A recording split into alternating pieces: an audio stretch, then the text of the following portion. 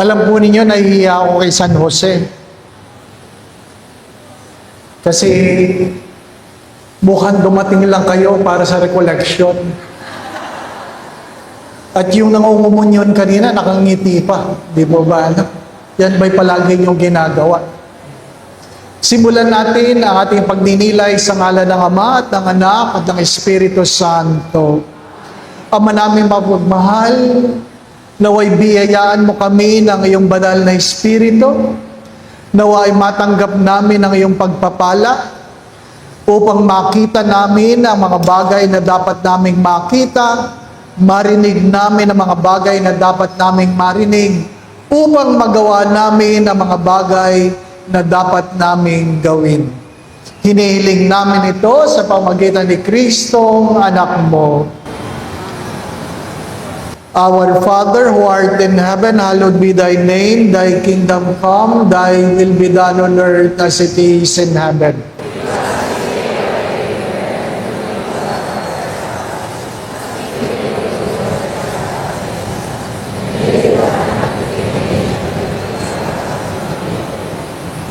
San Jose, tapat na esposa ni Maria, ipanalangin mo kami. Sa ngalan ng Ama, Anak at Espiritu Santo.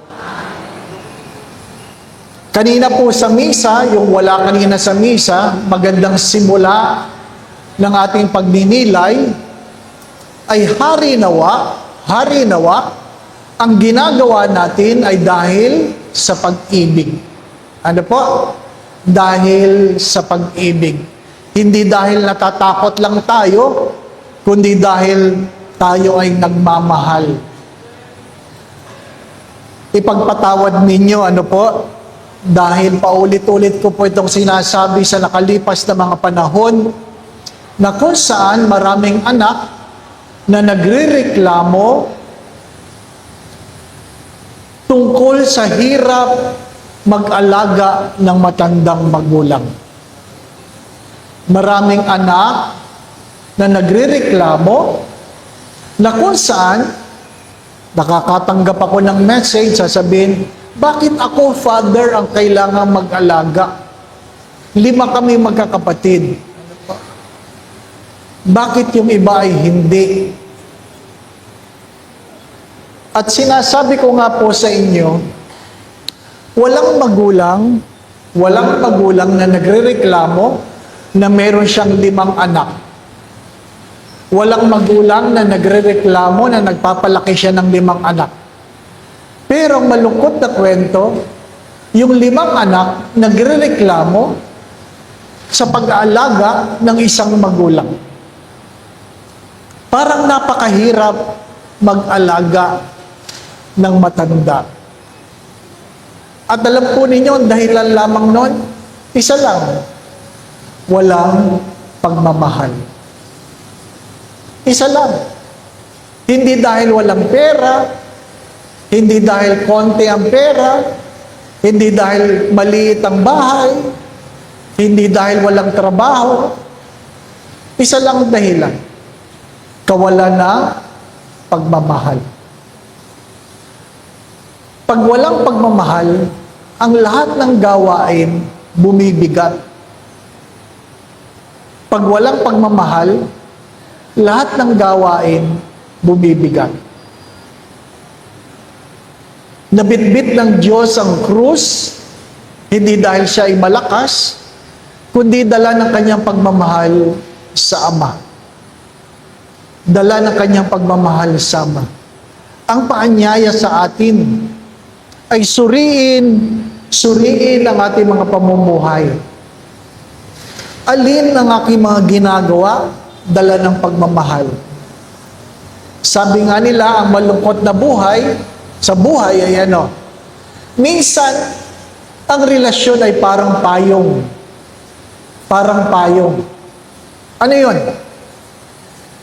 Ang payong ay may pakinabang kapag umuulan lang. O kaya, mainit na mainit. Pero pag hindi na umuulan, ang payong abala. Di po ba, anak? Ang payong ay pampabigat. Kadalasan, dahil mayroong pakinabang, nagmamahal tayo. At kapag wala ng pakinabang, pabigat na. Nagiging abala na ang mga taong walang maibibigay. Nagiging pabigat na ang mga taong walang maiaabot. Nagiging mabigat na ang mga taong walang maitutulong. Mga minamahal na mga kapatid, napakalungkot na mukha ng relasyon na kung saan ang ginagawa natin ay dahil lang mayroong pakinabang. Kaya nga, ang sabi ng Diyos, mahalin mo ang bata dahil ang pagmamahal sa bata ay talagang pagmamahal. Hindi dahil may pakinabang. Mahalin mo ang matatanda,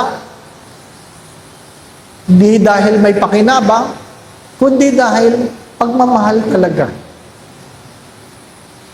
Sana po mga anak, ang aking paalala ay huwag nating sasabihin sa ating mga magulang, ang kulit nyo naman, paulit-ulit kayo.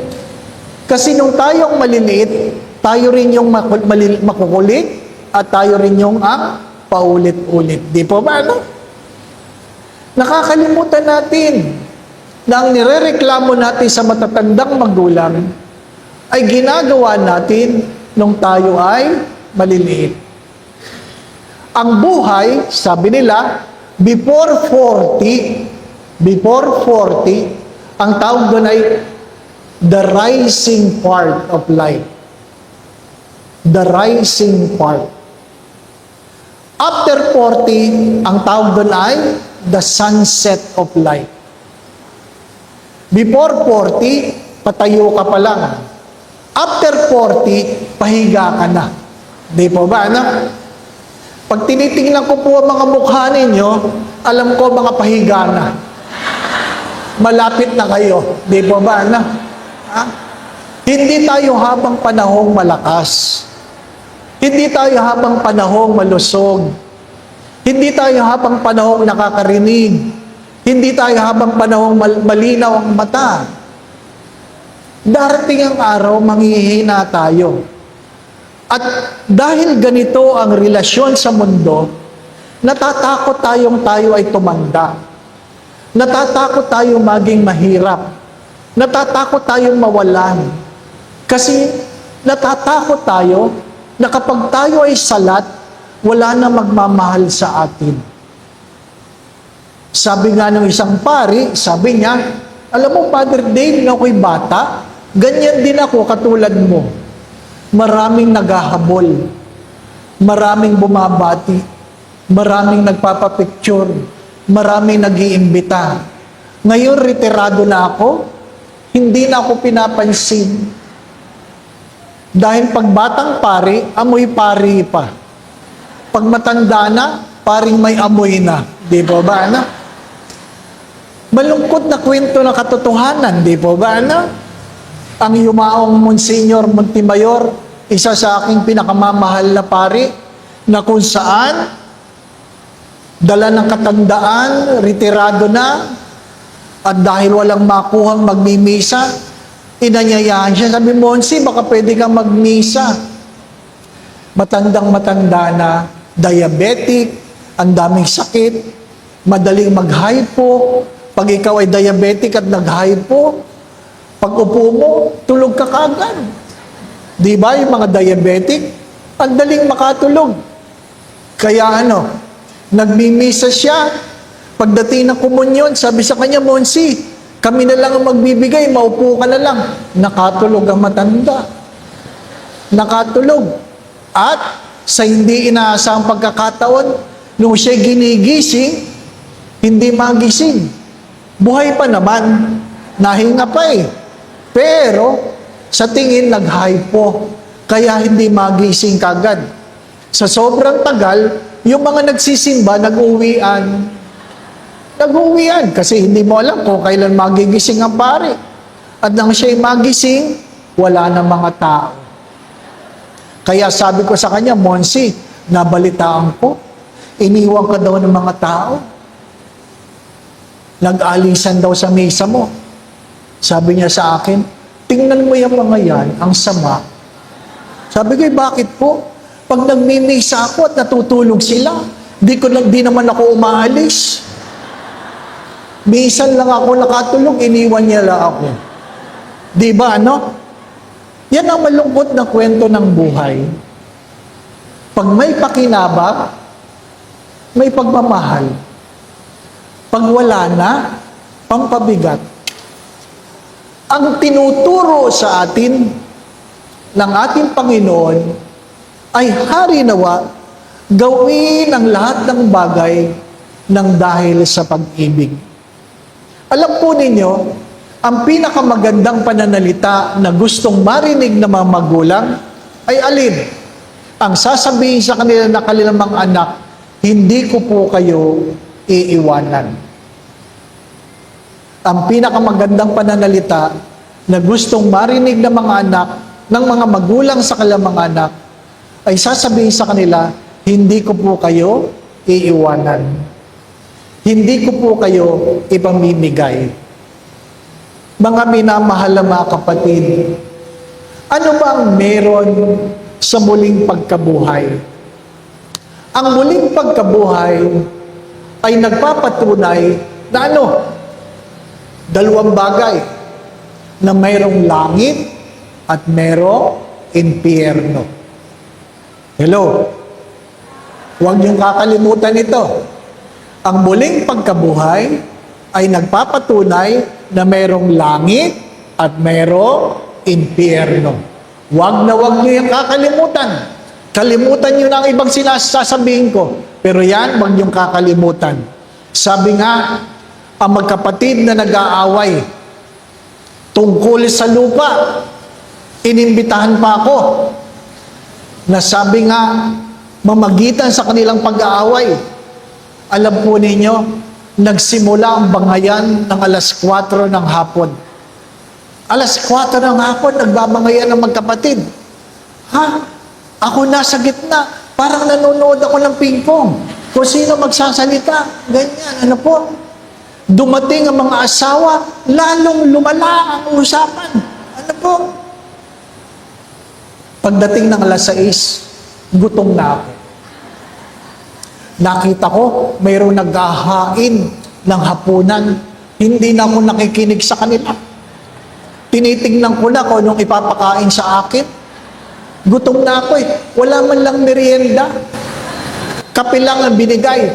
3 tasang kape sa 2 oras. Nanginginig na ako. Wala man lang biskwit. At nakita ko, may sugbol. Ay, may sabaw. Nag-i-imagine ako na kakainin. Pero sa sobrang gutom ko, pagdating ng 6:30, sabi ko, pwede po ba ako magsalita? Alam mo, sabi nila, ay, si Father, magsasalita din sa wakas. Sabi ko, akala ko hindi niya ako pagsasalitain eh. Ang isasabihin ko lang naman po, yung po bang lupang pinag-aawayan nyo, madadala nyo sa impyerno? Nagkaroon ng katahimikan. At sabi ng isa, bakit sa impyerno, Father? Sabi ko, sa palagay nyo, yung pinag-aawayan niyang lupa, na hindi niya naman madadala, makakarating kayo sa langit? Tahimik sila. Pinauwi nila akong hindi pinakain. Bakit? Masakit ang katotohanan. Huwag niyong kakalimutan ito. 2 lang ang pupuntahan natin pagkatapos dito. Smoking or non-smoking. Huwag niyong kakalimutan. Magsimba kayo, hindi kayo magsimba. Ang muling pagkabuhay ay nag-aanyaya na suriin ang ating pang-araw-araw na ginagawa. Saan ako dadalhin nito? Naintindihan po ninyo? Ilan sa atin, kapag mayroong ginagawa, tinatanong, saan ako dadalhin nito? Tinatanong po ba ninyo, pag sinasagot ninyo ang matatanda, dadalhin kayo niyan sa langit o sa impyerno? Saan kayo dadalhin? Yung sa inyong mga binibili, sa inyong mga binibigay, sa inyong mga inaabot, Hindi tayo nagtatanong saan tayo dadalhin ng ating ginagawa. Di po ba? Ang muling pagkabuhay ay sinisigurado tayo o sinisigurado sa atin ng Diyos na mayroong langit. At huwag kakalimutan, mayroong impyerno. Huwag niyong kakalimutan yan. Alam po ninyo, ang maling pananaw ng Kwaresma o sa Kwaresma yan, ang Diyos ay mahabagin. Ang Diyos ay mahabagin. Totoo po yun. Ang Diyos ay mahabagin. Pero, kalahati po yun ng mukha ng Kwaresma.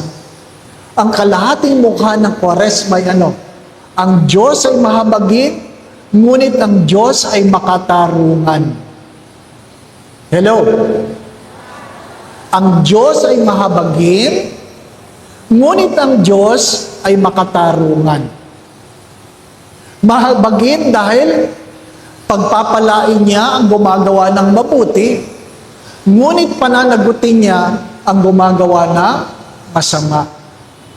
Totoo po yun, na yung magnanakaw, sinabi lang, alalahanin mo ako pagdating mo sa iyong paraiso at siya'y pinapasok ng Diyos.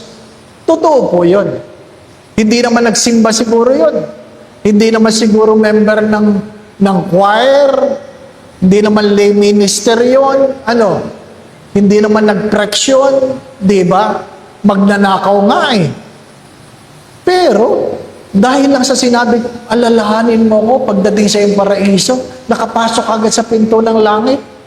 Pwede natin gawin yun. Di po ba, Yun ang iniisip ng marami sa inyo. Dahil ang Diyos ay mahabagin. Huwag niyong kakalimutan ito. Hello? Huwag niyong kakalimutan. Na nakapako yun. Habang hinihiling niya, Panginoon, alalahanin mo ako sa iyong paraiso. Nakapako yun.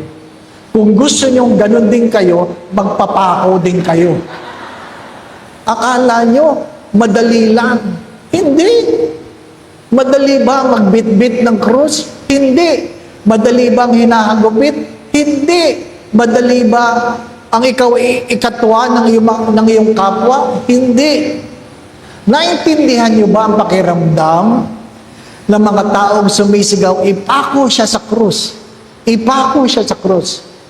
Tapos biglang nabuhay. Naintindihan niyo ba yun? Kung anong pakiramdam ng mga nagsabing ipako siya sa krus, tapos yung ipinapako nyo, namatay at muling nabuhay. Di ba? I'm sure nanginginig yung mga yon. I'm sure.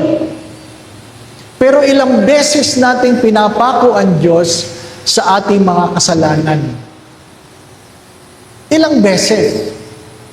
Hindi natin sinisigaw, ipako siya sa krus, pero tuwing tayo nakakasala, pinapako natin ang Diyos.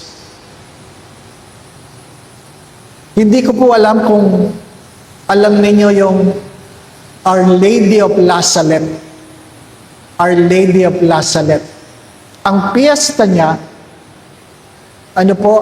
ay September 19.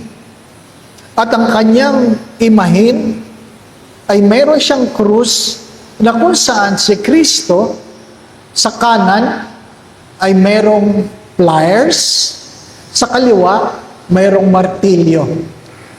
At tinatanong ko po yung pari, ano po ibig sabihin ng imahin na yan? At sabi niya, tuwing ikaw ay nagkakasala, ipinapako mo muli ang Diyos. Ngunit tuwing ikaw ay nagsisisi sa pliers, binubunot mo ang pako ng Diyos. Sa madalit sabi, nasa atin, ayon sa mahal na biren, kung patuloy nating pinapako ang Diyos o patuloy nating binubunot ang mga pako sa kanyang palad sa pang-araw-araw na ginagawa.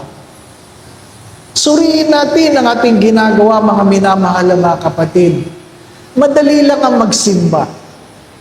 Madali lang ang mag-abot. Madali lang ang mag-ayuno. Ang pinakamahirap, magbago buhay. Di po ba, anak? Mananabi ako ha, mananabi ako. Hindi ko noon po alam dito. Ano po? Pero patawarin ako ng Diyos. Alam po ninyo, mananabi ako ha, tabi ha. Baka mabigla kayo. Alam po ninyo, ang pinakamaraming tsismoso nasa loob ng simbahan. Oo. Oo. Ang pinakamaraming tsismoso-tsismosa nasa loob ng simbahan.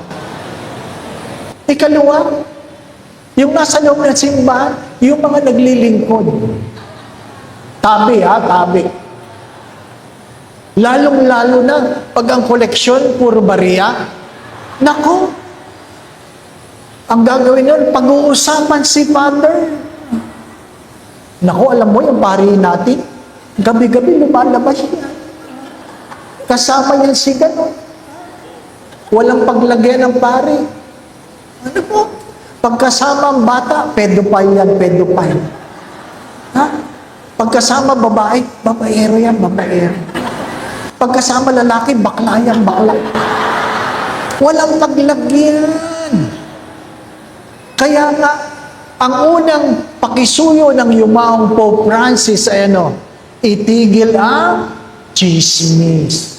Di ba, anak? Itigil ang chismis. Pero, yung mga taong simbahan, sorry for the words ha, sorry for the words. Alam ko naman, pagdating ng araw, pag chichismisan niyo ako, ano po?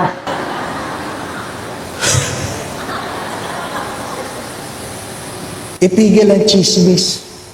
Wala nang umaamin na nagchichismisan ngayon. Meron po bang umaamin? Wala. Sabi ni Father, o ano na naman kayo? Nagchichismisan na naman kayo. Father, hindi. Anong ginagawa niyo? Sharing. Nagsisharing na lang. Mga minamahal na mga kapatid, hindi tayo pupunta sa impyerno dahil tayo ay nagnakaw, dahil tayo nambabae, dahil tayo nagsinungaling.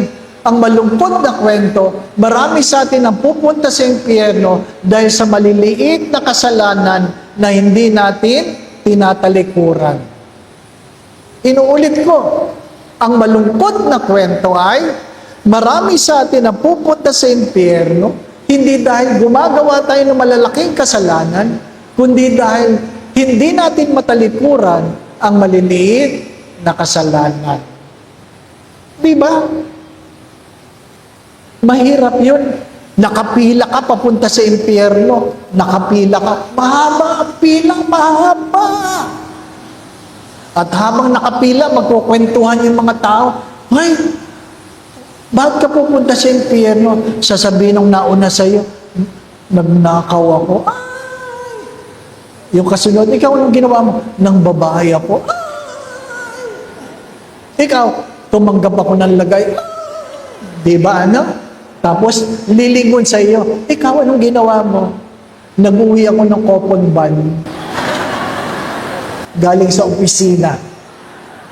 Di ba? Marami sa atin nagtatrabaho, nag-uuwi ng coupon van. Alam niyo ba yan? Iginagawa yung assignment ng anak. Doon piniprint. Ang hirap nun. Yun ang magdadala sa'yo sa impyerno. Mga minamahal mga kapatid, hinahayaan natin kasi sinasabi natin, maliit lang naman. Alam po ninyo, yung maliit na marami, malaki din yun. Di po ba, na? Ano po ang paanyaya ko? Suriin natin ang ating mga sarili. Ano yung maliliit na mga bagay na pinapabayaan ko na maaring magdala sa akin sa impyerno? Hindi rin natin kailangan na malalaking bagay para makarating tayo sa langit. Ano sabi ni Mother Teresa ng Calcutta? We are not called to do great things. We are called to do ordinary things with great love. Hindi kailangan magmilagro. Hindi kailangan meron kayong malalaking gawin para sa Diyos, para kayo makarating sa langit. Gawin ang ordinaryong bagay ng mayroong higit na pagmamahal. Yung naghuhugas ka ng pinggan na mayroong pagmamahal, makakarating ka sa langit. Mahirap yung naghuhugas ka ng pinggan, nagmumura ka. Ang mga walang hiyang ito, kain ng kain, ayaw maghugas. Naghugas ka na, napunta ka pa sa impyerno. Di po ba, ano? Yung mga uminom ng tubig, kinuha ang pitsil, tapos, hindi uubusin, magtitira ng konti. Para hindi siya magsalin, ibabalik niya. Kaya yung kasunod, uhaw na uhaw. Ang malamig ay pitsil na walang tubig. Kaya kung ikaw ang naglagay nun, ay, alam ko na kung saan ka makikita. Di ba ba, no? Sa impyerno. Di ba ba? Mga minamahal na mga kabibig. What are the little things we have been taking for granted? Yung late sa misa. Late sa misa. Huwag niyo sasabihin, buti nga nagsimba ako eh. Hindi. Bakit ka late? Di po ba, ano? Bakit pag sine, hindi nalilate? Pero pag misa, nalilate. Di po ba, ano? Oo. Ano ibig sabihin nun? Nagpapakita kung ano ang mahalaga para sa iyo. Di ba? Nagpapakita kung anong mahalaga sa iyo. Pag ikaw ay nagmamahal, humahanap ka ng oras. You find time.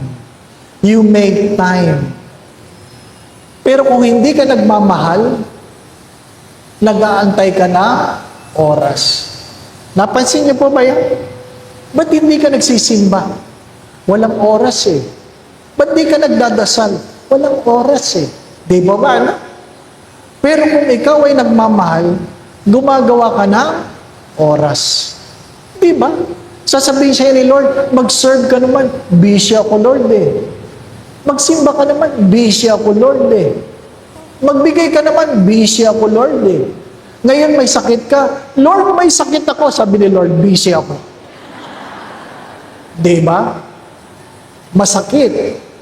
Masakit pa lang ang dahilan mo ang gagamitin sa iyo. Suriin natin, mga minamahal na mga kapatid, sapagkat sabi ko nga, ang muling pagkabuhay ay dapat nagbabago ng ating pananaw sa buhay. Ano po sabi ni Stephen Covey? Sabi niya, begin with the end in mind. Begin with the end in mind. Ano ibig sabihin nun? Yung iyong ginagawa, sinusuri mo na, saan ako makakarating? Saan ako makakarating? Hindi yung nag-aaral ang bata, ang iniisip lang ng bata, makatapos. Nakukuha po ninyo? Hindi. Dapat sinasabi mo sa bata na pag ikaw ay nag-aral, nakatapos ka, mas madali para sa iyo ang makakuha ng trabaho. Di ba ba, ano? Totoo naman, mahirap ang magtrabaho. Pero mahirap din ang walang trabaho. Mamili kayo kung anong mas mahirap. Di ba ba, ano? Mahirap ang may asawa. Di ba ba? Pero mahirap din ang walang asawa. Mamili ka. Di ba ba, ano? Mamili ka. Mahirap ang malusog kasi nag-exercise. Pero mahirap din ang masakitin. O anong gusto mo? Anong gusto mo? Di ba? Mamili ka. Mahirap ang pumunta sa langit, pero sigurado akong mahirap din sa impyerno. Mamili ka. Habang tayo nabubuhay, pinapipili tayo ng Diyos. Why? Because we are a product of our choices. Heaven is not just a dream. Hindi lang yan isang pangarap. Ang langit ay pinagtatrabahuhan. Inuulit ko, ang langit ay hindi isang pangarap. Pinagtatrabahuhan yan. Pinagsusumikapan yan. May kaakibat yan na sakripisyo. May kaakibat niya na hirap ng buhay. Huwag niyong aasahan na wala kang ginagawa, makakarating ka sa langit. Pagkamisan, sabi ko, puro tayo pangarap, pero walang ginagawa. Di ba? Puro pangarap na walang ginagawa. Hindi pwede. Kailangan nating magtrabaho. Ang Diyos nga, para lang mailigtas tayo, nagtrabaho eh. Kailangan ba niya manghanap buhay? Hindi. Pero, dala ng kanyang pagmamahal, nagtrabaho ang Diyos. Kailangan bang magtrabaho sa San Jose? Hindi. Pero dala ng kanyang pagmamahal, nagtrabaho siya. Kailangan bang magtrabaho si Maria? Hindi. Pero dala ng kanyang pagmamahal, nagtrabaho siya. Kaya, huwag niyong aasahan na pag wala kang ginagawa, mayroon kang mararating. Masakit ito na sinasabi ni San Pablo, yung ayaw magtrabaho, huwag kumain. Hello? Pakinggan niyong mabuti.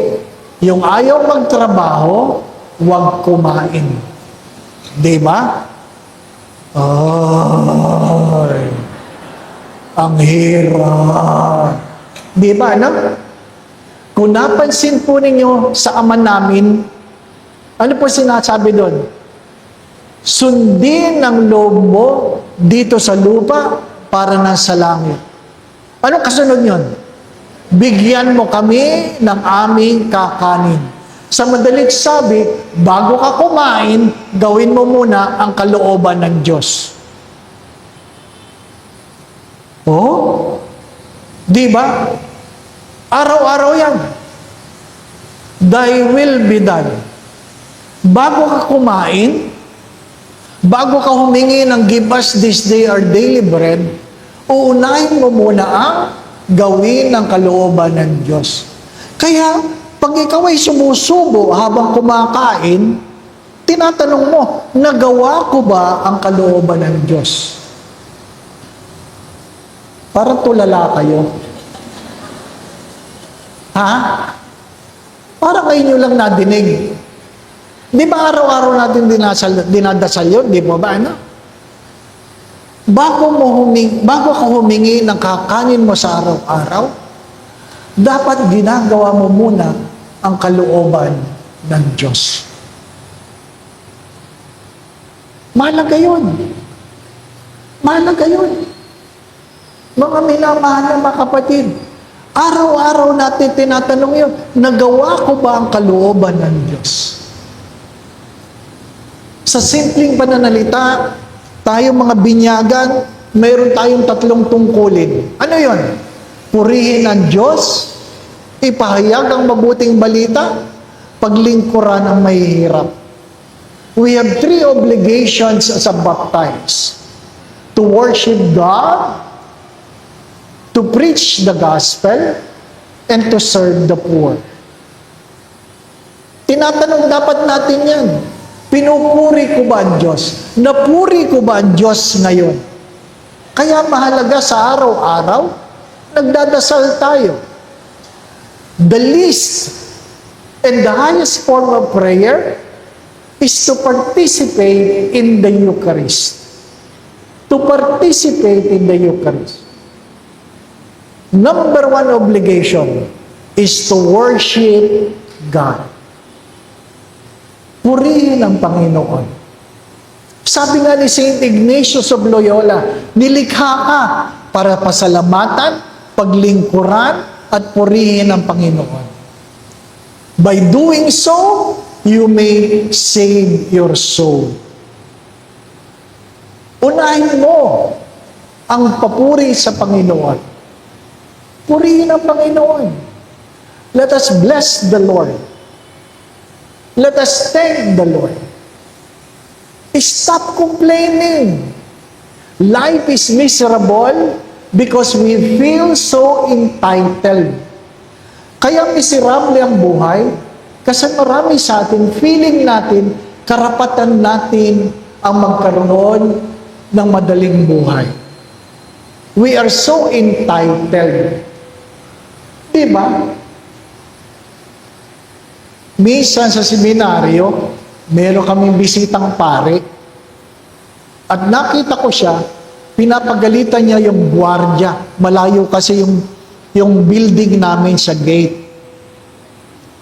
At yung paring bisita, pinapagalitan niya yung gwardiya dahil walang makuhang taxi.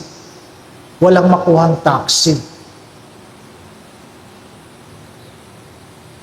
Kinausap ko si Father. Sabi ko, Father, hindi po tungkulin ng gwardiya na ikuha kayo ng taxi.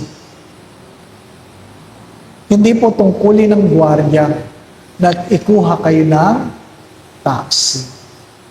Kung wala po siyang makuhang taxi, dala ng traffic, wala talagang dumaan na taxi, wala po kayong karapatan na pagalitan siya. It is just a privilege that the guard will call a taxi for you. Minsan ganun tayo. Bisita lang tayo, napaka-demanding natin. Bisita lang tayo sa mundong ito. Pero kung makahingi tayo, ganun na lang. Di ba ba, no?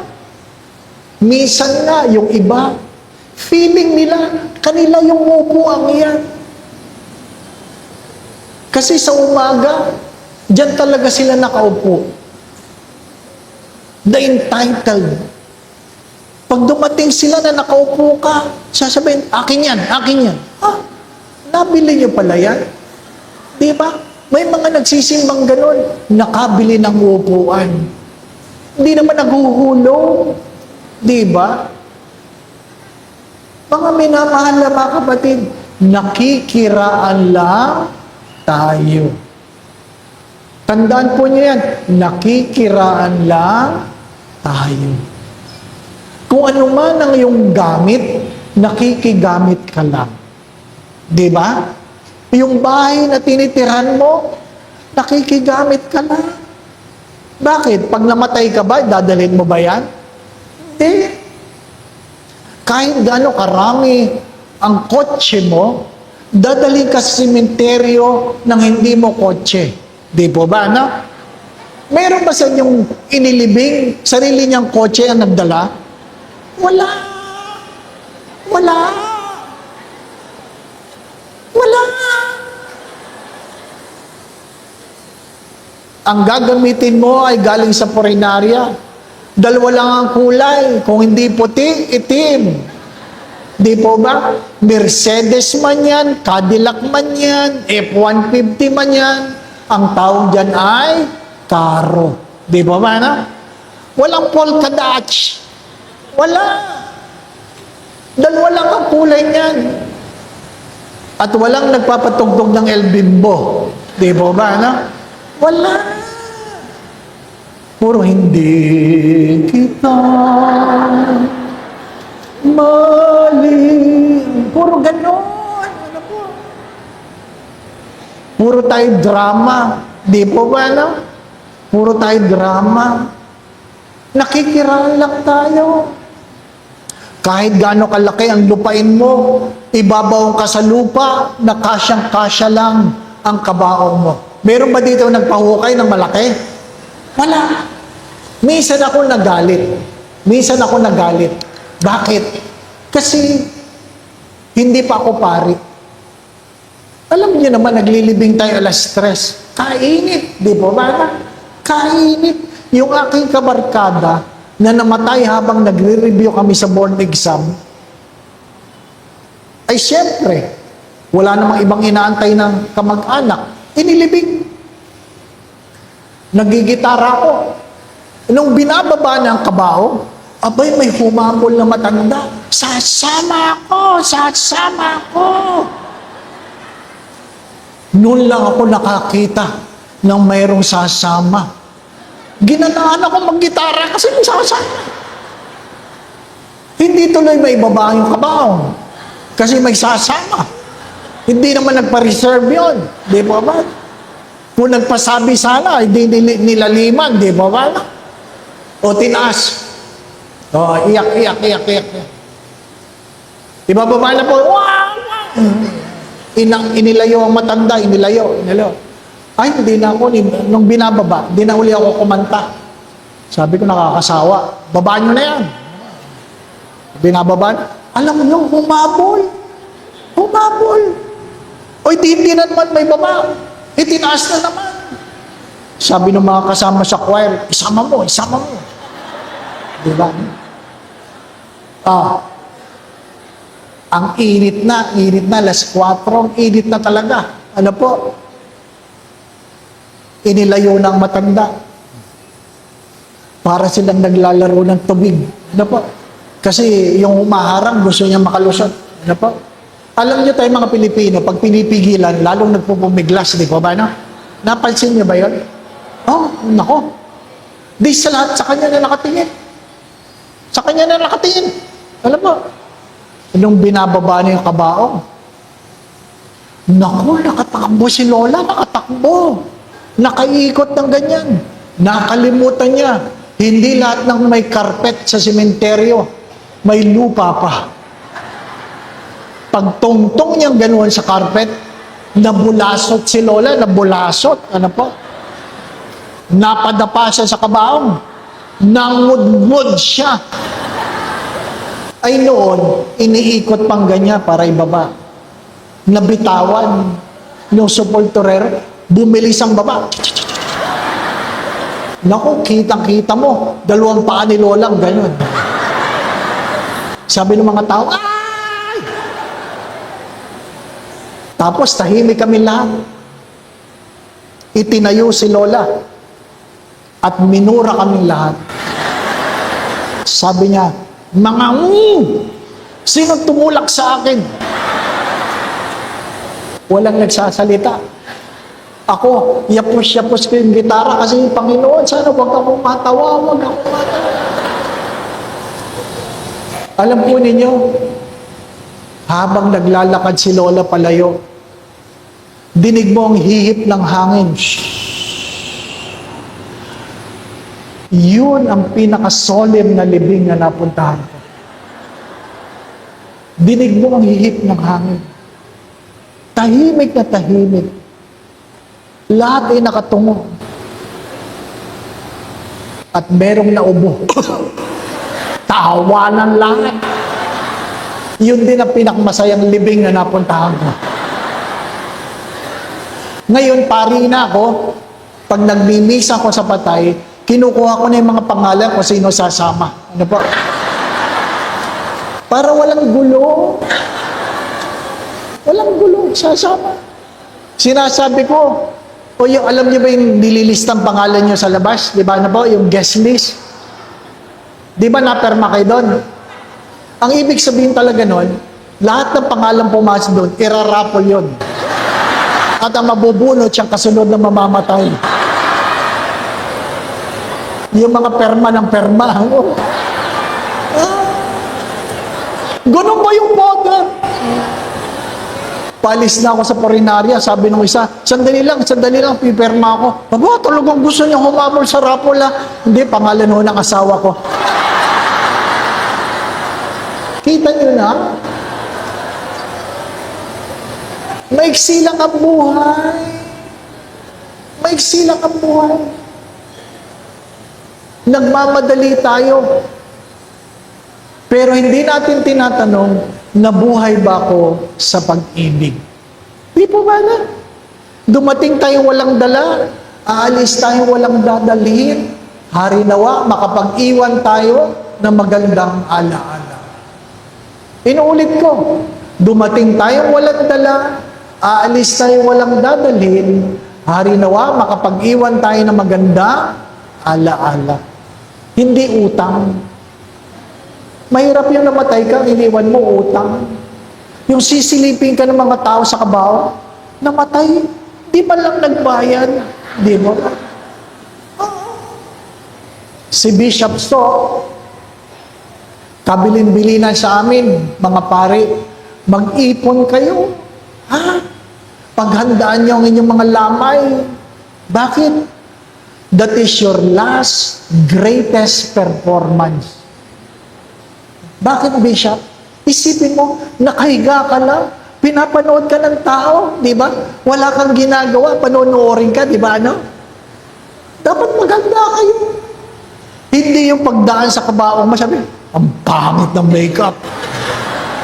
Di ba, ano? Patay ka na, nilalait ka pa, di ba, ano?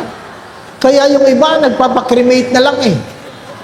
Namatay ng 80, naka-photoshop ang picture, 60. Di ba? Hindi matanggap na namatay na matanda. Ang hirap nun, magmimisa akong ganyan, pagpasok ko, parang hindi naman yan ang namatay. Pero siya ang pangalan niya sa labas. Tinanong ko yung anak, nanay mo ba namatay? Opo, ba't ganyan ang picture? Yan po ang kabilin-bilinan. Grabe! Alam po ninyo, yung paritoke ng paritoke dito, ha? Hello? Pakinggan niyo akong mabuti. Yung paritoke ng paritoke, baka hindi kayo makapasok sa langit. Bakit? Hindi niyo kamukha ang original. Di ba? Parang cellphone yan, may facial recognition. Hindi yung kamukhang original. Hindi kayo makakapasok. Oo. Alam ng Diyos na pangu kayo. Bakit nung kayong umakyat sa langit, matangos na? Alam ng Diyos, manipis lang ang kilay nyo. Ngayon, ang kapal-kapal na. Di ba? Hindi natin kayang tanggapin ang regalo ng Diyos sa atin. Huwag mong baguhin yung mga bagay na hindi dapat baguhin. Baguhin mo ang iyong ugali. Di po ba, na? Baguhin mo ang iyong ugali. Ha? Dapat alam natin, ano po, kung ano yung katanggap-tanggap sa Diyos at hindi katanggap-tanggap sa Diyos. Mga minamahal na mga kapatid, hindi naman talaga madaling umamin sa kasalanan. Di ba? Madali bang umamin sa kasalanan? Hindi. Pero ang kawalan ng pag-amin sa kasalanan, ang naghahadlang para tayo ay patawarin at makapagbago. Di ba? Patawarin at makapagbago.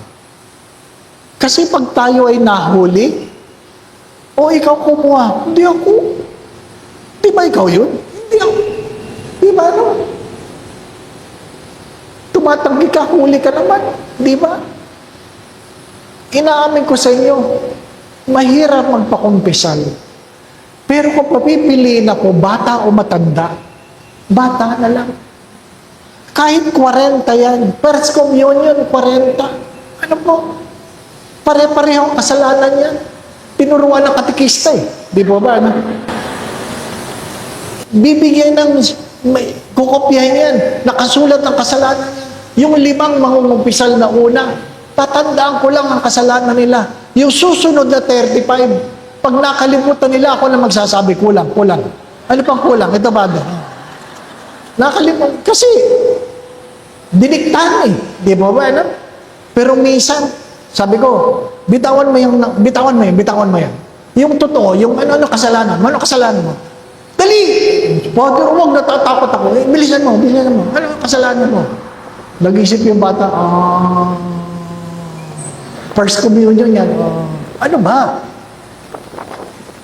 Ano kasalanan mo? Sabi ng bata, adultery.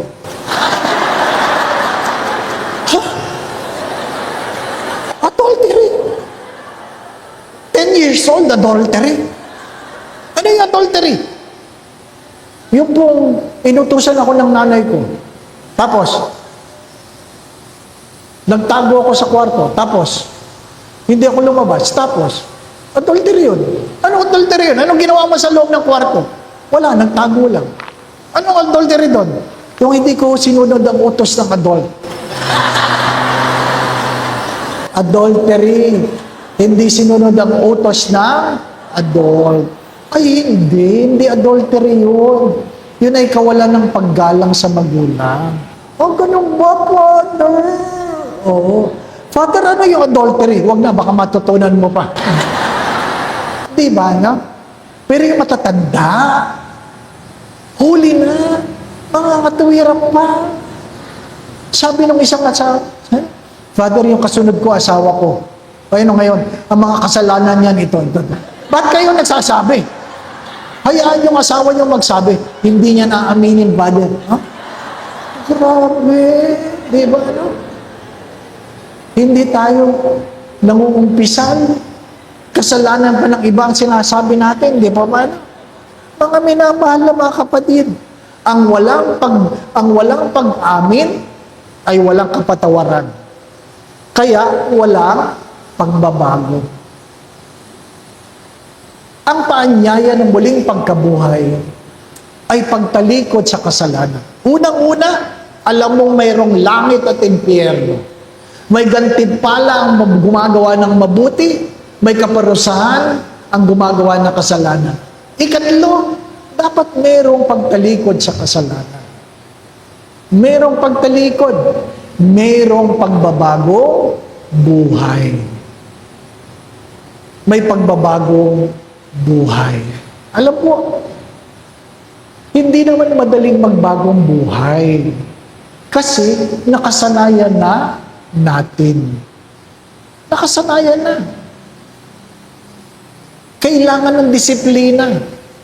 Ang magdasal bago kumain ay isang disiplina. Ako po ninyo, hindi naman nung simula ba tuwing kakain, nagdadasal ka? Hindi. Naging disiplina. Ang mahalaga, meron tayong disiplina. Ako po ay naging prefect of discipline ng seminaryo. 15 years. 15 years. At sinasabi ko po ito, discipline is never about punishment. Discipline is embracing certain habits so that we will be able to live a life of excellence and distinction. Ang disiplina ay hindi tungkol sa kaparusahan. Hello? Ay, nawala na. Dito po natin tinatapos ang ating recollection. Baka wala nang battery. Wala nang... Meron pa yan. Battery ba? Hindi. Ayan, nawawala na.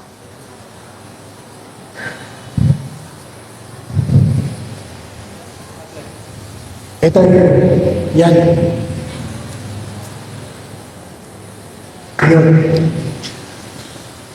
Inuulit ko, ang disiplina ay hindi tungkol sa kaparusahan.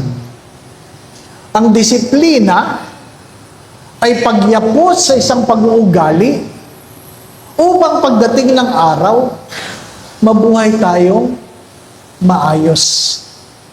Maayos. Nadinig nyo na ito. You guard your thoughts because your thoughts will become your words. You guard your words, your words will become your actions. You guard your actions because your actions will become your habit. You guard your habit because it will become your character. You guard your character because your character will become your destiny. Ang lahat nagsisimula sa pag-iisip. Bantayan mo ang iyong iniisip sapagkat ang iyong iniisip ay magiging bukang bibig. Bantayan mo ang iyong bukang bibig sapagkat ang iyong bukang bibig magiging iyong pagkilos. Bantayan mo ang iyong pagkilos sapagkat ang iyong pagkilos ay magiging iyong pag-uugali. Bantayan mo ang iyong pag-uugali sapagkat ang iyong pag-uugali ay magiging iyong pagkatao. Bantayan mo ang iyong pagkatao sapagkat ang iyong pagkatao ay siyang magiging iyong bukas. Ang lahat nagsisimula sa isip. Nagsisimula sa isip. Pag-iisip, pagsasalita, gawa, pag-uugali, pagkatao, bukas. Naintindihan po ba ninyo yun? Hello? Intindihin. Ano ibig sabihin nun? Pag walang laman ng isip, walang bukas. Naintindihan po ninyo? Pag walang isip, walang bukas. Mag-isip. Mag-isip. Ano sabi ni San Agustin? Fides quarentis intellectum.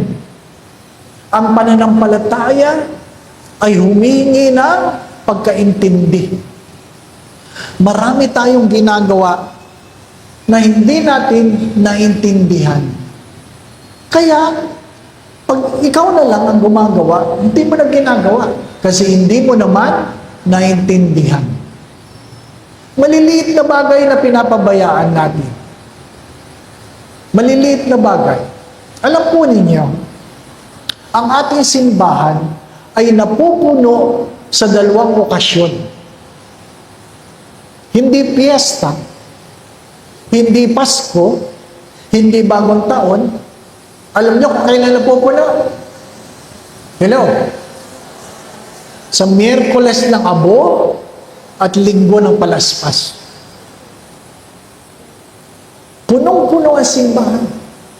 Kahit hindi nagsimba, magpapalagay ng krus sa noo. Napansin niyo ba yan? Nagdadagdag ng oras dahil ang dami nakapila.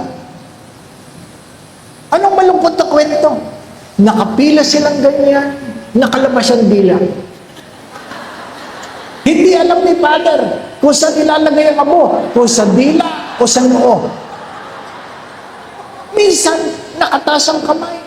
Ano ba talaga? Sa noo, sa palad. Bakit? Ginagawa ng hindi naintindihan. Di ba ba, ano? Huwag kayo magagalit, ha? Kanina, nagpapakomunyon ako. Nakangiti sila. Sabi ko, ganyan ba talaga mga nangungumunyon dito? Nakangiti. Ang katawan ni Kristo. Amen. Ang katawan ni Kristo. Ang katawan ni Kristo. Thank you, Father. Nakakalimutan natin. Kaya nang tumabi sa akin si Father, yung iba lumipat. Parang hindi si Kristo inaabot ni Father. Di ba, anak? Nakakalimutan natin. Ganon din pag linggo ng palaspas. Ang dami nagpapabless ng palaspas. Kahit hindi nagsimba. Pero pag tinatanong mo, anong gagawin mo sa palaspas? Anong gagawin sa palaspas? Anong ginawa ninyo? Ilalagay sa pinto para hindi makapasok ang masamang espiritu. Tama po, di ba na? Kaya, nung inilagay sa pinto, yung masamang espiritu di na rin makalabas. Nag-away-away silang lahat sa loob. Kaya nga sabi ko, bago mo ilagay sa pinto yan, nanay, iwas-iwas mo muna sa loob ng bahay. At lumabas at ilagay mo. Ngayon, pati ikaw, di ka na makapasok. Kasama ka sa masamang espiritu. Diba? The purpose, the meaning of Easter gives us a new purpose. May bago tayong dahilan. May bago tayong dahilan. Hindi lang yung makarating sa langit. Hindi lang yung matakot sa impyerno. May bago tayong dahilan. Ang alin? Sabi ko nga kanina, ang mabuhay sa pag-ibig. Ang mabuhay sa pag-ibig. Nakikiraan lang tayo. Sandali lang tayo. Anong matatandaan ng ibang tao sa iyo? Diba? Anong matatandaan? Nakikiraan lang tayo. Madaling uminit ang ulo natin. Pwede naman magpasensya. Magpasensya. Huwag masyadong mainit ang ulo. Hindi nyo alam kung anong pinagdadaanan ng taong yan. Kaya ganyan. Si Stephen Covey, ginamit ngayon paradigm shift. Paradigm shift. Ibig sabihin, may panibagong pananaw. May panibagong pananaw. Paborito ko ang kwentong ito dahil sa isang trend, may mga batang makukulit at maingay sa trend. At yung ibang pasahero, sinabihan yung tatay, sabi, hindi mo napansin yung mga anak mo, kulit. Ang ingay, ang mulong. At sabi ng tatay, naku po, pasensya na po kayo. Hindi ko po napansin. Kasi papunta po kami sa hospital. Hindi ko pa po nasasabi sa mga anak ko, namatay ang nanay nila. Namatay ang nanay nila. Nung nalaman ng mga pasahero yun, na namatayan sila, humaba ang kanilang pasensya sa mga bata. Dahil naintindihan nila, nagkaroon sila ng panibagong pananaw. Mahalaga, mayroon tayong panibagong pananaw. Nawa ang muling pagkabuhay ay magdulot ng panibagong pananaw. Anong panibagong pananaw? Kung hindi man ako ang ikayayaman mo, sana hindi ako ang dahilan ng iyong kahirapan. Hello? Kung hindi man ako ang kagalingan mo, sana hindi ako ang dahilan ng iyong pagkakasakit. Kung hindi man ako ang ikagagaan ng buhay mo, sana hindi ako ang dahilan ng ikinabibigat ng buhay mo. Kung hindi man ako ang dahilan ng iyong pagtawa, sana hindi ako ang dahilan ng iyong pagluha. Ang pagkakaroon ng pagiging panibagong pananaw, pwede natin gawin yan. Pwede natin gawin. Magkaroon tayo ng panibagong pananaw. Kung hindi man ako makakatulong, sana hindi ako ang suliranin. Di po ba? Pwede naman. Pwede naman. Kung hindi ako makakatulong para maglinis sa simbahan, sana hindi ako nagdadagdag ng kalat. Di ba, anak? Minsan ang iba sa atin, hindi ko maintindihan kung bakit nag-iiwan ng kalat sa loob ng simbahan. Balat ng candy, balat ng tinapay, bote ng mineral water. Ano? Baso ng milkshake. Di pa ba ano? Bakit ba? Di ba? Magkaroon ng panibagong pananaw. Bakit? Sapagkat pwede namang hindi ako o ikaw ang pabigat sa ibang tao. Pwede. Di ba ba, no? Minsan, kasya naman talaga. Minsan, kasya naman talaga. Ang 5 o 6 na nakaupo sa upuan yan. Di ba ba, no? Minsan. Pero bakit minsan 4 lang, sikip sila? Malalaki bang puwet nila? Hindi. Ayaw lang nilang merong katabi. Di ba, no? Ayaw lang nilang merong katabi. Mga minamahal na mga kapatid, sana magkaroon ng bagong pananaw. Ano kaya yun? Ano kayong hinihingi sa akin ng Diyos? Alam po ninyo, kahit kailan, mababago lang ang buhay kung merong bagong pananaw. The only way to change our lives is to change our attitude. The only way to change our lives is to change our attitude. Attitude is the librarian of the past, the speaker of the present, the prophet of our future. Remember that. Attitude is the librarian of the past, the speaker of the present, the prophet of our future. Ang ating mga pananaw, dala ng ating karanasan. May kanya-kanya tayong karanasan. At yan ang humuhubog sa ating pag-iisip. Kaya tayo nagdidesisyon. Kaya tayo natatakot. Kaya tayo ayaw gumalaw. Sabi nga sa unang pagbasa, ang mga pagkatakot ang dahilan ng marami nating pagkakulong. Ang pagkatakot ang dahilan ng ating maraming pagkakulong. Natatakot. Kaya, hindi makakilos. Hindi makakilos. Nung kami mga seminarista, dinadala namin yung kami mga seminarista sa mental health. Ano ba? Mental health.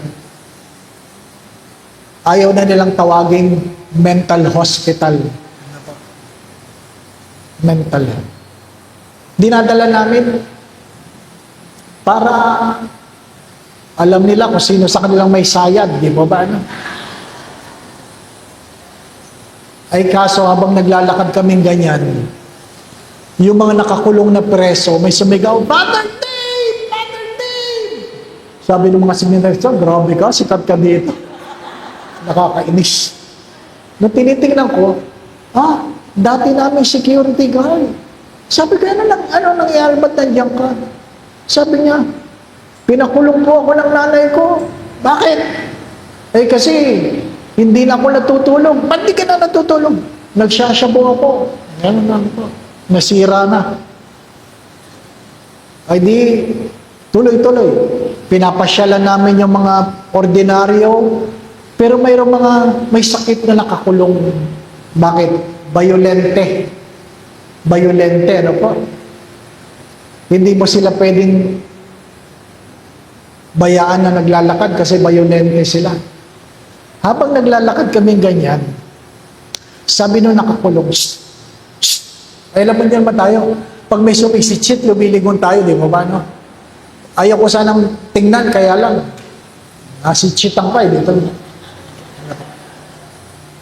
Napatingin. Sabi nung nakakulong, ba't kayo nakakulong? Sabi sa amin, ako at saka yung doktor. Pati, napatigil ako sa dito. Bakit kami nakakulong? Diba? Sabi ng doktor, bakit mo lang sabi nakakulong kayo? Nakakulong kami. Sabi, kasi kayo nasa loob ng rehas eh. Isipin mo siya nakakulong. Ang pagitan namin ay rehas. Pero, sa tingin niya, kami nakakulong. Kasi kami nasa loob ng rehas. Alam nyo, hanggang ngayon, dala-dala ko yun. Hindi ko makalimutan yun.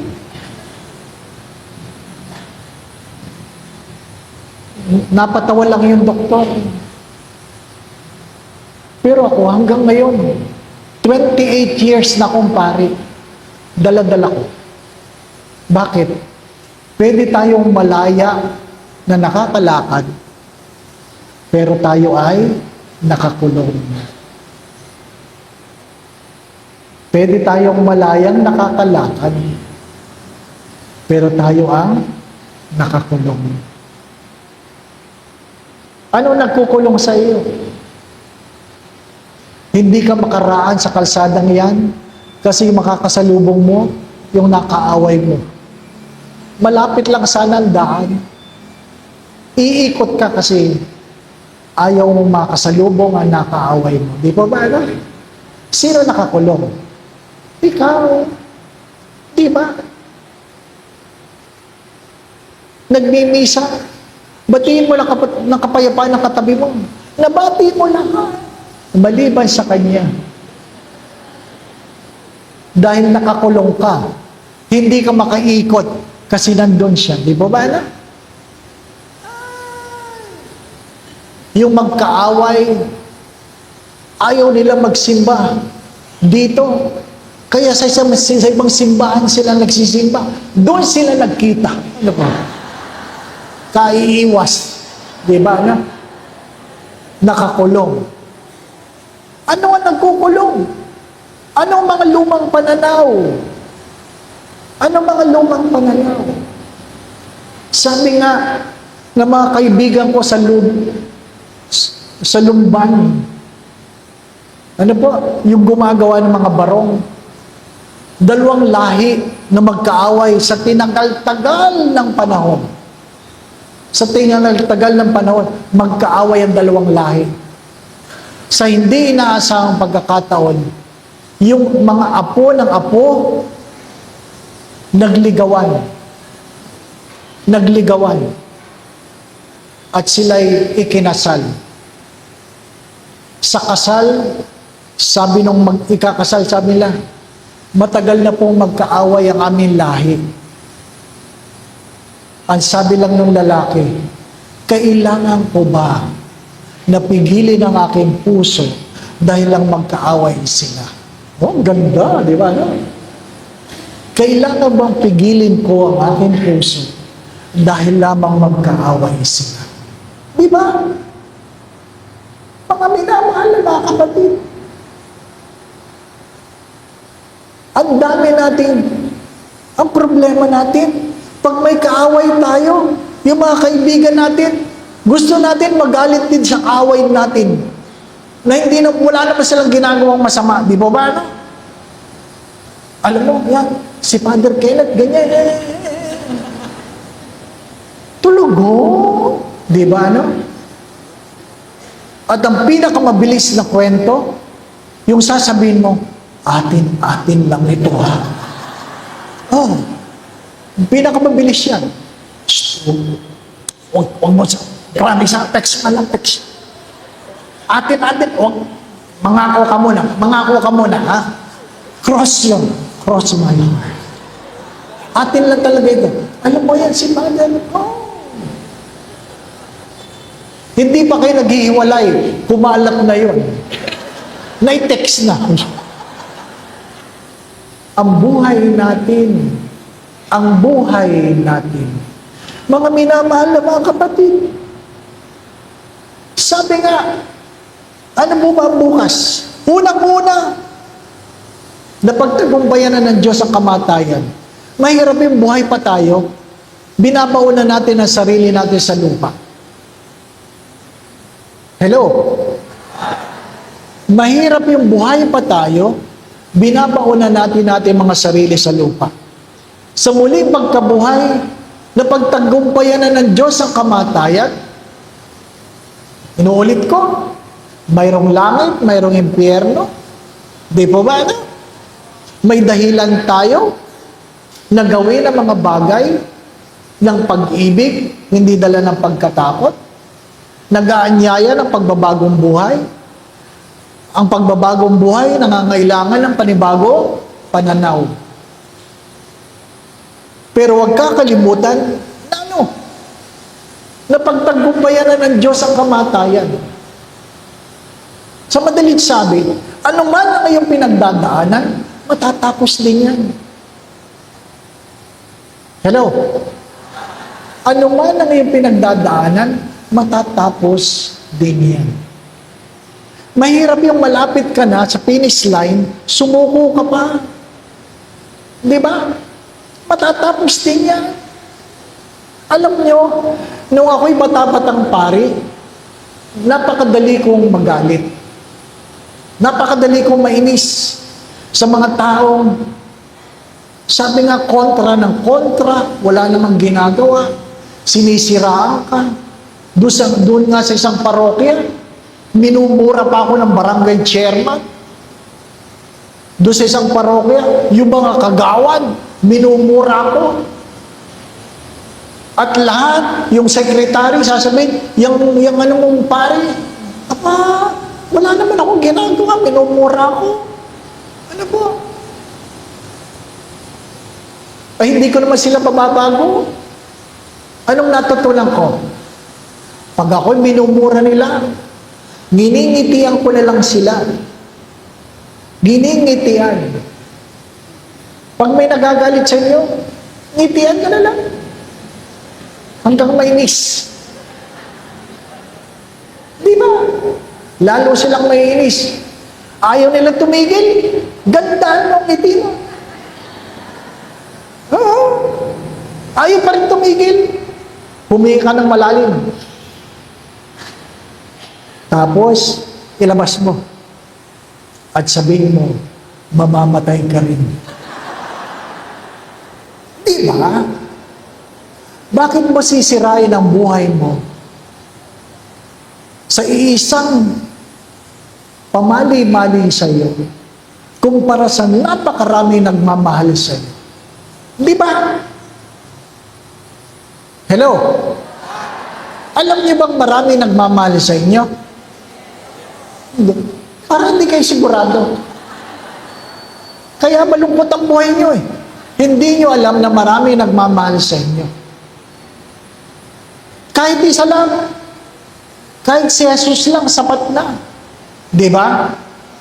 Nung ako'y na-depress, hindi ako kumakain. Ayaw ko magmisa, ayaw ko lumabas, ayaw ko magpakita sa tao. Isa lang ang pinapaalala ko sa sarili ko. Ano yun? Tuwing bubuksan ko ang pinto ng aking kwarto, sinasabi ko ay, isa lang alam ko, Lord. Alam kong mahal mo ako, at alam mong mahal kita. Sapat na yun. Sapat na yun upang magpatuloy sa buhay. May mga bagay na hindi nyo naiintindihan. May mga bagay na hindi nyo maiintindihan. Pero sapat na alam ninyo na mahal kayo ng Diyos at mahal nyo ang Diyos. Hello? Mahal mo ang Diyos at mahal ako ng Diyos. Sapat na yun. Hindi ka makasakay. Nabasa ka sa ulan. Nadulas ka. Kulang ang pera mo, pambili ng gamot. Magsabi kayo. Sapat na ang katotohanan. Alam kong mahal ako ng Diyos. At alam kong mahal ko ang Diyos. Hindi magiging madali ang buhay. Pero kung hindi mo nakakalimutan na mayroong nagmamahal, hindi man mahiwawala ang hirap, pero alam mong ikagagaan mo yan. Iba ba na? Na-stroke ako. Iniisip ko kung gulay o patay. Patay na lang. Pero, habang ako doon ay walang nararamdaman, paulit-ulit ko sinasabi sa aking sarili, alam ko mahal ako ng Diyos. Lord, alam ko mahal mo. At alam mong mahal kita. Paulit-ulit ko sinasabi, stay with me, Lord. Stay with me, Lord. Lord, huwag mo lang akong iiwanan. Ano man ang mangyayari, huwag mo lang akong iiwanan. Sapat na yun. Stay with me, Lord. Yung mga deboto ni Padre Pio, sapat na yun. Paulit mo sinasabi, stay with me, Lord. Kaya, pag ikaw may problema, itanong mo nasaan ang Diyos. Ang sagot ng Diyos, dito lang ako. Dito lang ako. Bakit? Dahil mahal kita at dahil mahal mo ako. Sapat na yun. May langit man o may impyerno, sapat na. Sabi ng isang santo, kung ang Diyos ay nasa impyerno, mas pipiliin ko ang impyerno kapiling ang Diyos kaysa nasa langit na wala ang Diyos. Dahil ang pag-ibig ng Diyos ang dahilan para magpatuloy sa buhay.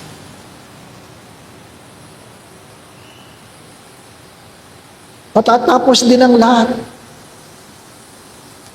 Ikalawa, sabi nga, huwag mong kakalimutan na dapat ikaw ay muling mabuhay. Dapat ikaw ay muling mabuhay. Ang aking kapatid, pumanaw ng 1 taon, 65 years old. 65. Nag-text siya sa aming group chat. Papunta ko sa hospital, masakit ang aking tiyan, alas 9. Alas 9. Masakit lang ang tiyan. Tinext ako ng doktor, nag-cardiac arrest ang kapatid mo. Sabi ko, sakit ng tiyan. Nag-cardiac arrest. Anong sakit ng tiyan? Alauna, pupunta ako sa hospital, hindi ko na inabot. Ganon kabilis. Alas 9, alauna, patay na. Nakabalot na sa plastic bag. Sinalubong ako sa emergency room. Pinakuusapan ng doktor na buksan ang plastic. Nakita ko mukha ng kapatid ko. Agad-agad tanong ko sa aking sarili, sa kanya, sabi ko, ba't ka naman nagmamadali? Buti hindi sumagot. Diba ba? Pero, walang nakakaalam. Walang nakakaalam. Hanggang kailan tayo? Hindi ko alam. Yung mahabang buhay, dapat mayroon kayong higit na pasasalamat. Di po ba na? Higit na pasasalamat. Magreklamo ng reklamo. Di ko makalimutan ito. Mayroon nagre-reklamo sa Greenbelt. Late sa misa. Gusto ko sanang antayin munang maupo para magpatuloy ako sa homily. Kasi nag-aantay siyang may magpaupo sa kanya. Ay late na siya. Talagang wala nang mauupuan. Pagkatapos ng misa, nagpunta sa sakristing ng katuwiran. Sorry, Father. Late ako kasi ang dami ng masakit. Masakit ang tuhod ko. Masakit ang bewang ko. Masakit ang paa ko. Nahihirapan akong maglakad. Ang dami ko ng gamot. Mas mahaba pa yung litanya kaysa sa homily ko. Kaya naman gusto ko sa harapan, kitang-kita ko kayo kasi malabo ng mata ko. Gusto ko sa harapan, dinig na dinig niyo ako kayo. Sorry, Father. Ano sabi ko? Ilang taon na ba kayo, nanay? 85 na ako, Father, kaya marami na ako sakit. Alam mo, sabi ko, 85 na pala kayo. Ang dami niyong reklamo. Dapat nga patay na kayo eh.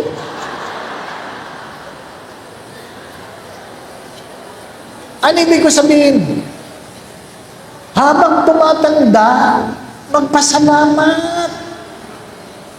Habang tumatanda, magpasalamat. Huwag kulay ng buhok.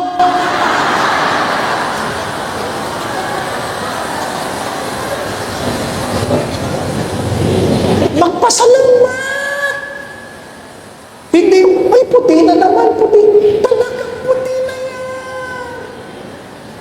Huwag mo kakalimutan, baka hindi kayo makapasok sa langit. Dahil dapat puti na yan, kinulayan nyo. Kulay pula pa.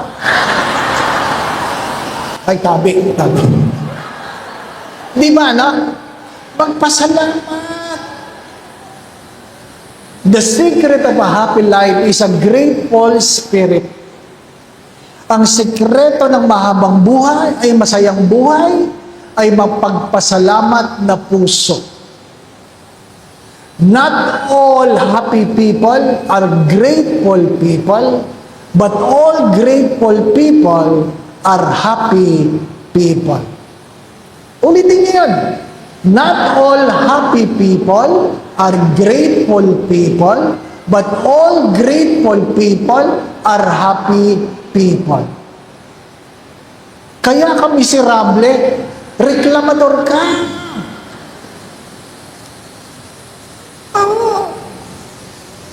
Kaya pag nagreklamo ka mamaya, kaya ako hindi ako masaya eh. Reklamador, hindi po ba ano? Ganun talaga. Hindi, ang bagal ko na.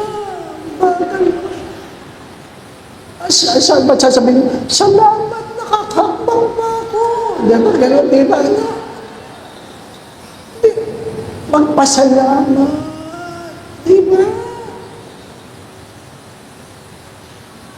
Yung mga kabataan, huwag niyong antayin tumanda kayo bago kayo maglingkod sa simbahan. Tinatanong ko si Father Kenny, kumusta ang bokasyon sa iba? Kung konti nagpapari, malulungkot kayo pagdating ng araw, meron kayong simbahan, walang pari. Hello? Pakinggan niyo ito. Malulungkot kayo pagdating ng araw, mayroon kayong simbahan, walang pari. Bakit? Ayaw niyong pagpariin ng inyong mga anak. Pag sinasabi namin, nanay, pagpariin mo naman yung anak mo. Alam mo, sabi ng mga nanay, wag, sayang. Ha? Bakit sayang? Gwapo eh. Bakit pangit pa kami? Diba? Dapat nga, pinagpapari nyo kasi gwapo. Kasi yung iba sa inyo, sinisilip mo lang kung saan nagmimisa. Ay, huwag dyan, pangit. Okay tayo niya. Umugong. Diba? Ha? Tulungan niyo ang simbahan. Pari na nga lang ang pwede magbigay, ayaw pa. Di ba ba, ano? Yung mga dalaga dito, may mga dalaga pa ba? O puro lahat pahiga na?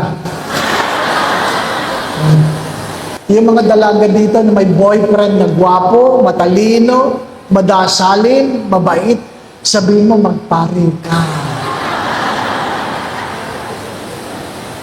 Dapat merong pananaw.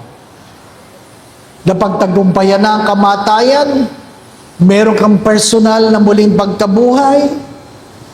Ikatlo, huwag mong kakalimutan na ang Diyos ay mahabagin, ngunit ang Diyos ay makatarungan. The assurance of the judgment of God. Ang Diyos ay mahabagin, ngunit ang Diyos ay makatarungan. Pinagpapala ang gumawa ng mabuti, mapaparusahan ang mga hindi nagsisisi. Father, 7:30 na. Tama na, no? Kaya nga sa huli, 7:30 na, sa huli. Ano pa? Pagsumikapan natin na hindi lang tayo ang merong pagbabago, kundi maging dahilan tayo ng pagbabago ng ibang tao. Hello?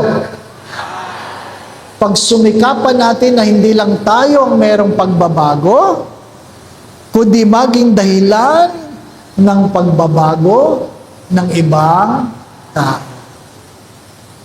Di ba? Kung siya nga nagbago, ako pa. Di ba, no? Kung siya nga. Di ba? Kung 7 araw ka nagchichismis, gawin mo bago ka mamatay, at least 5 na lang. Di ba, no? Walang imposible. Walang imposible. Lahat ay pwedeng magbago. Lahat ay kaya magbago. Sa tuwing paggising sa umaga, ikaw ay isang bago. Kaya nga, pag Easter Sunday, meron tayong renewal of our baptismal vows. Isang pagyapos sa pagbabago buhay. Ang sakit ng karamihan natin ay yung tinatawag na BSDU. Yan ang sakit ng marami. BSDU. Ano ibig sabihin yan? Balik sa dating ugali. Yan ang ating sakit. Balik sa dating ugali. Kasi mahirap talaga magbago. Mahirap. Yun ang kainin yung bawal. Ang hirap di ba ba? Ano? Ang hirap. Kaya sabi, konti lang. Naibawal yan, konti lang. Naibawal na, may gamot naman konti lang. Naibawal na Ano sabi? Patayin mo na lang ako. Kung ayaw mo akong pakainin. Pag ikaw ay pinagbabawalan, meron ka pang pag-asa. Huwag niyong kakalimutan yan. Pag ikaw ay pinagbabawalan, meron ka pang pag-asa. Pag sinabi ng doktor, kahit ano pwede mo lang kainin, malapit ka na. Hindi mabait sa iyo ang doktor. Sinasabi niya, mag-enjoy mo na lang kasi malapit ka na. Ano po, ano? Kaya, nung ako'y na-stroke, sabi ko, ano pong pwede kong kainin? Ano sabi ng doktor? Basta masarap, bawal. O di tapos. Basta masarap, bawal. O, Father, kain tayo saan? Doon. Anong meron doon? Masarap, bawal. Father, kainin mo ito, masarap yan. Bawal. Tapos, di mo ba na? Gustong mahabang buhay. Di ba? Huwag kang mandadaya. Huwag kang mandadaya. Sabi, sinong doktor mo? Ang galing. Sila, ito mga doktor ko. Pupuntahan ko nga. Pagkatapos isang buwan, kumusta? Pumunta ka? Oo. O ano nangyari? Ang hirap, ang daming bawal. O ano? Nagpalit ako ng doktor. Instead na magbago, nagpapalit na doktor. Ganon din ang iba sa buhay pananampalataya. Nakabitin na ng ganyan, nakabitin na. Lord, tulungan mo ako, Lord, tulungan mo ako. Sabi ni Lord, bumitaw ka. Sabi niya, mayroon bang ibang Lord yan? Mayroon ba? Di ba? Gusto makarating sa langit, ayaw bumitaw sa lumang ugali. Ang pwede mo nalang kainin, Father, yung lumalangoy. Lahat ng lumalakad, hindi pwede. Yung lumilipan, hindi pwede. Lumalangoy na lang. Isang buwan, hindi nagpakita si Father. Nasaan si Father? Nasa swimming pool. Anong ginagawa? Tinuturuan ng baboy lumangoy.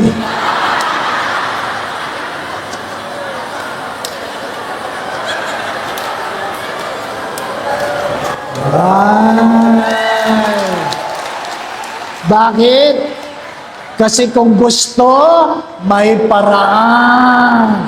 Kung ayaw, may dahilan. At least alam ninyo, di ba ba alam? Hindi nagagawa ng paraan ng langit. Dalawa lang yan.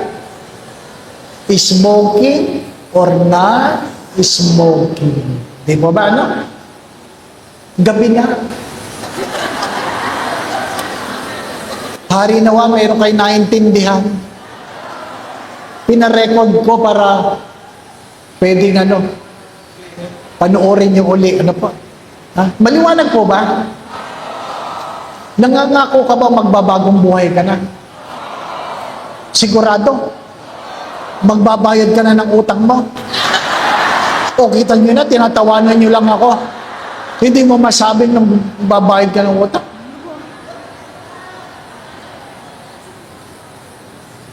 Salamat sa pagkakataon. Ano po? Hari nawa, magkita-kita tayo sa langit. Ano po? Hindi ako nagmamadali. Pwede kayong mauna. Ano po? Sabi nga ng mga pari, ladies first. Sumainyo ang Panginoon. Magsitungo kayo, tingin ang pagpapala ng Diyos. Manatiling nakaupo. Sa katahimikan ng inyong mga puso, kayo nang humingi sa Diyos ng biyaya na gusto nyong matanggap. Hindi bali naghumingi na hindi makatanggap kaysa hindi makatanggap dahil hindi humingi. Humingi kayo. Walang imposible. Kung ipinagkaloob ng Ama kanyang bugtong na anak, meron pa bang hindi pwede ipagkaloob ang Ama? Humingi kayo. Walang imposible. Ano man ang iyong karamdaman, hingin mo ang kagalingan. Ano man ang iyong kahirapan, humingi ka ng Diyos ng tulong para makaraos sa iyong mga kahirapan. Humingi ka.